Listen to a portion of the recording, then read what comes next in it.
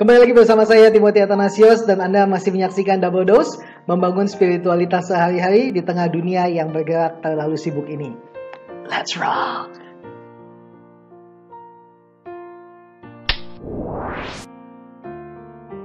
And back again, hari ini pada tanggal 11 Mei, saya ingin mengajak kita semua untuk merenungkan satu hal yang saya beri judul Mujizat Setiap Hari.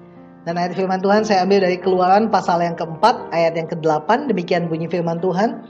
Jika mereka tidak percaya kepadamu dan tidak mengindahkan tanda mujizat yang pertama, maka mereka akan percaya pada tanda mujizat yang kedua.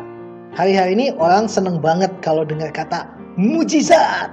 Wow. Nah, berkaca dari semua tanda heran plus 10 tulah yang Tuhan lakukan di Mesir pada zaman Musa, banyak orang Kristen gemar sekali menyerukan slogan mujizat setiap hari.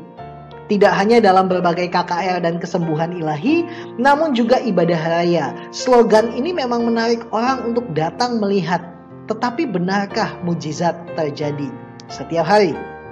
Nah, istilah mujizat harus dipahami secara objektif. Mengapa demikian? Karena selama ini istilah mujizat selalu dipahami secara subjektif oleh banyak orang Kristen zaman now. Dalam konteks Alkitab, mujizat dikaitkan dengan hal-hal luar biasa yang menjadi petunjuk tentang keberadaan realitas supranatural.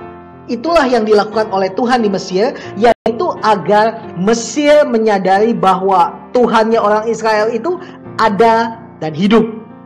Tujuan utamanya adalah itu.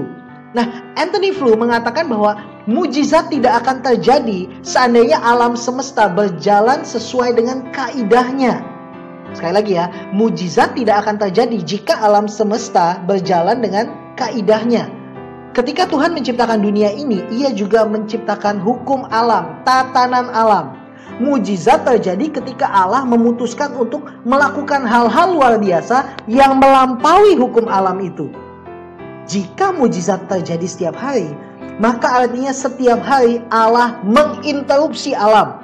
Allah menginterupsi hukumnya sendiri. Itu artinya Allah menjadi tidak konsisten dan tidak konsekuen dengan hukum-hukum yang Dia buat sendiri. Salah satu contohnya adalah gravitasi.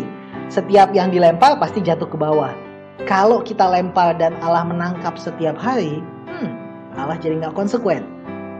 Satu hal yang kita yakin adalah bahwa pertolongan Allah selalu tersedia setiap hari. Sekalipun tidak selalu berupa mujizat, Tuhan mampu menolong kita lewat hikmat, berkat, kerabat, bahkan orang asing sekalipun. Pokoknya Tuhan selalu punya cara untuk menolong kita. Pertolongan Tuhan tidak pernah terlambat dalam hidup kita. Amin mulio dalam Gusti, Tuhan Yesus memberkati.